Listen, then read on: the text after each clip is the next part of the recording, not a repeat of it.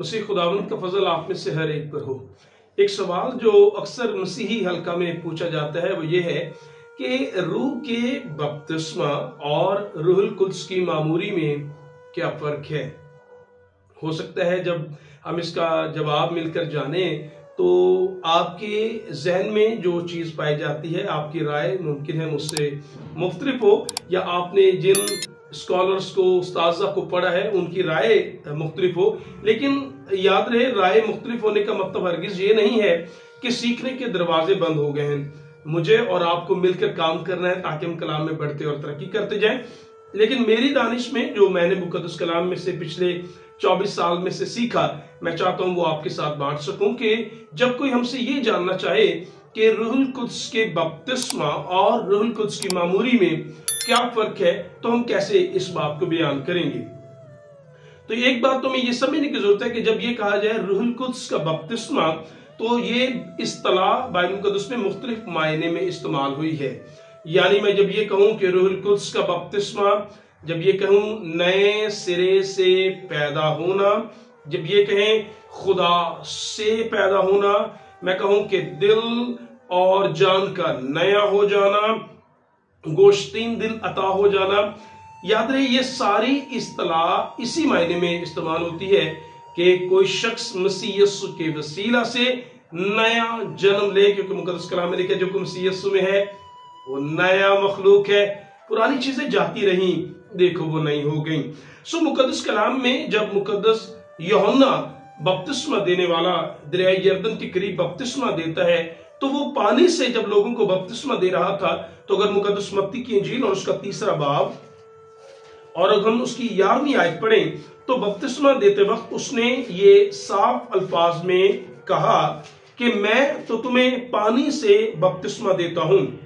मुकद्दस कलाम में 11वीं आयत में लिखा है, मैं तो तुमको तौबा के लिए पानी से बपतिस्मा देता हूं, लेकिन जो मेरे बाद आता है, मतलब खुदा यीशु मसीह, वो मुझसे जोरावर है और मैं उसकी जूतियां उठाने के लायक नहीं। वो तुमको रूहुल कुद्स और आग से बपतिस्मा देगा। वो तुम्हें रूहुल कुद्स और आग से बपतिस्मा। सो एक बात तो ये तय हो गई कि रूहुल कुद्स का बपतिस्मा, ये इस्तिलाह बाइबल मुकद्दस में सबसे पहले यूहन्ना बपतिस्मा देने वाले ने इस्तेमाल की, जब उसने ये कहा कि जो मेरे बाद आता है खुदा यीशु मसीह, वो मुझसे जोरावर है और वो तुम्हें रूहुल कुद्स से बपतिस्मा देगा। अब बाइबल मुकद्दस में अगर हम वाज़ह अल्फाज में पढ़ें तो कलाम मुकद्दस में खुदा यीशु मसीह इससे पहले कि आदमी बाला पर उठाए जाते, खुदा यीशु ने अपने शागिर्दों पर जाहिर होकर, जो 40 अयाम जो यीशु उन पर जाहिर होते रहे, उन 40 अयाम में खुदा ने उन पर जाहिर किया कि वक्त आने वाला है कि यूहन्ना तो पानी से बपतिस्मा दे रहा था, लेकिन कुछ दिनों के बाद यीशु मसीह ने कहा तुम रूहुल कुद्स से बपतिस्मा पाओगे। अगर एमाल की किताब 1 बाब और उसकी 5वीं आयत पढ़ें तो कलाम में लिखे, इससे पहले कि यीशु आलमी वाला पर उठाए जाते, यीशु ने शागिर्दों पर जाहिर किया, क्योंकि यूहन्ना ने तो पानी से बपतिस्मा दिया, मगर तुम थोड़े दिनों के बाद रूहुल कुद्स से बपतिस्मा पाओगे। सो खुदावंद यीशु मसीह ने भी अपने हवारियों और शागिर्दों रसूलों पर अया किया कि वक्त आने वाला है, वो वादा जो योएल की किताब 2 बाब 28वीं आयत में किया गया था कि खुदा अपने रूह को हर पर्दे बशर पर नाजिल करेगा। मैं तुम्हें बताता हूं वो वादा बहुत जल्द पूरा होने जा रहा है। और मुकद्दस कलाम में अगर हम पढ़े तो यीशु मसीह के आलमे बाला पर उठाए जाने के बाद तकरीबन 10 दिन बाद, जब ईद पैंतीकोस का रोज था, लिखा शागिर्द एक जगह पर बालाखाना में जमा है और दुआ कर रहे हैं, और उस रोज खुदावंद का वो वादा जो खुदावंद ने किया था वो पूरा हुआ। कलाम में लिखा है जब ईद पैंतीकोस का दिन आया, 2 बाब 1 आए, तो सब एक जगह जमा थे और यकायक आसमान से ऐसी आवाज आई जैसे जोर की आंधी का सन्नाटा। अब याद रहे, बहुत सारे लोग ये सोचते हैं कि ईद पैंतीकोस के रोज एक जोरदार आंधी चली।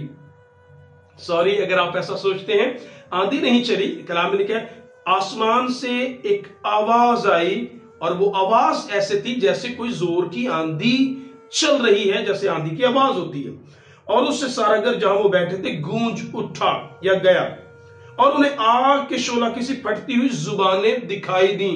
उन्हें जुबानें जो है वो दिखाई दी। कौन सी जुबानें? याद रहे इंग्लिश में इसके लिए बेहतर जो वर्ड्स है वो लैंग्वेज नहीं बल्कि इस जुबान की बात हो रही है, टंग्स। उन्हें एक रूहुल कुद्स लिखा है, उन पर आ ठहरा। लेकिन कैसे? कलाम में लिखा है जिस तरह इंसान की जुबान है इस तरह उन्हें एक जुबानें जो है वो नजर आ रही हैं। और लिखा है वो आग के शोला की सी हैं और फटी हुई हैं, चीरी हुई नजर आ रही हैं। और लिखा है और उनमें हर एक पर आ ठहरी। दर हकीकत इसका मफहूम जो है वो ये है कि खुदावन उनके लबों का जिम्मा लेने जा रहा था, पावर ऑफ स्पीच देने जा रहा था कि जब रूहुल कुद्स तुम पर नाज़िल होगा तो मैं तुम्हारे लबों का और तुम्हारे अल्फाजों का जिम्मा लूंगा, ताकि तुम जब रूहुल कुद्स से बपतिस्मा पाओगे तो फिर वो बात पूरी होगी जो मुकद्दस मत्ती की इंजील 10वें बाब और उसकी 20वीं आयत में लिखी थी कि बोलने वाले तुम नहीं बल्कि बाप का रूह है जो तुम में बोलेगा।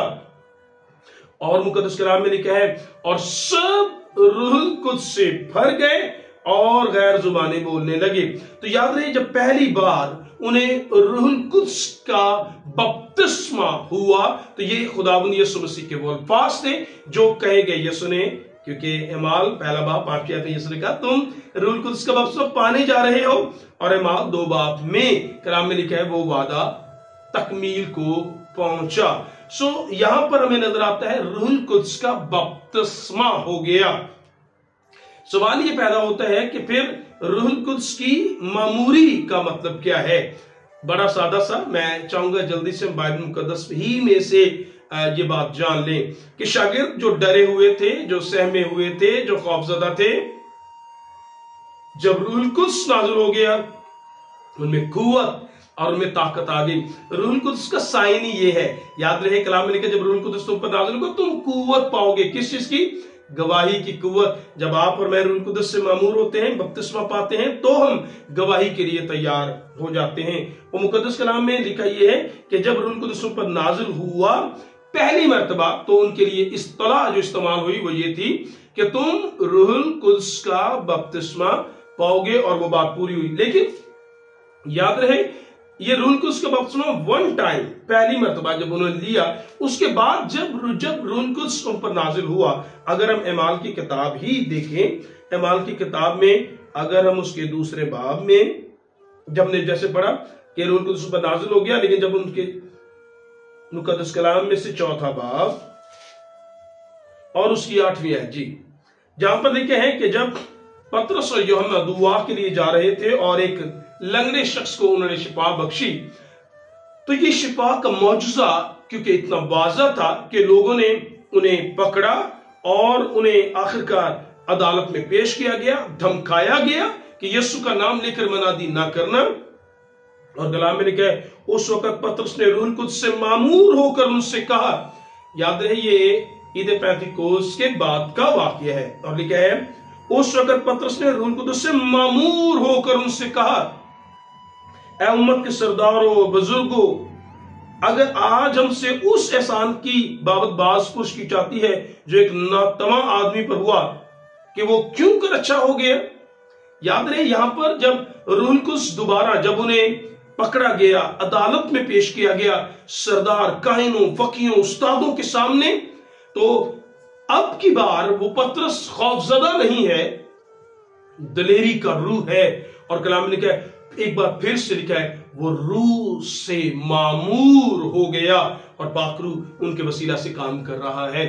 सो मैं अब ये कह रहा हूं, जब पहली बार रूहुल कुद्स का तजर्बा उन्हें हुआ, तब कलाम में लिखा है जो इस्तिलाह इस्तेमाल हुई वो रूहुल कुद्स का बपतिस्मा है।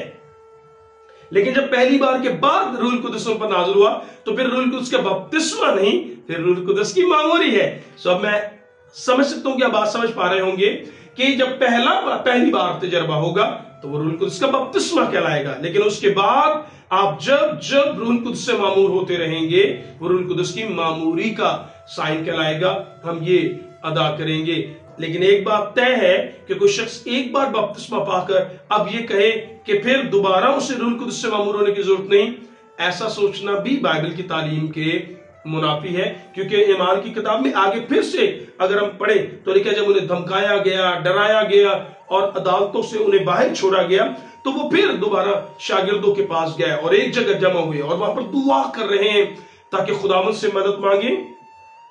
तो अगर हम चौथे बाब की 31वीं आयत पढ़े तो सुनिए लिखा क्या है। जब वो दुआ कर चुके कि खुदावंद तू अपने लोगों को कुव्वत और ताकत दे, मुखालफत किस तरह हमारी बढ़ रही है, खुदावंद तेरे सामने है, उन धमकियों को भी देख जो हमें दी जा रही हैं, तू अपनी ताकत जाहिर कर, मौजज़ात और कुदरत के साथ अपने जलाल को जाहिर कर। और लिखा है जब वो दुआ कर चुके, चौथे बाब की, जब वो दुआ कर चुके तो जिस मकान में जमा थे वो हिल गया और सब रूहुल कुद्स से भर गए और खुदा का कलाम दिलेरी से सुनाते रहे। अब एक बार फिर से यहां लिखा है वो रूहुल कुद्स से भर गए और कलाम में लिखा है और खुदा का कलाम दिलेरी से आगे पहुंचाते रहे। सो क्या आप समझ पाए हैं कि रूहुल कुद्स और रूहुल कुद्स के बपतिस्मा और मामूर में क्या फर्क है? गौर कीजिए। जी हाँ, आप अगर ये सोचा तो बिल्कुल ठीक है कि पहली बार जब किसी को रूहुल कुद्स उस पर नाजिल होगा तो हम कहेंगे वो रूहुल कुद्स का बपतिस्मा है।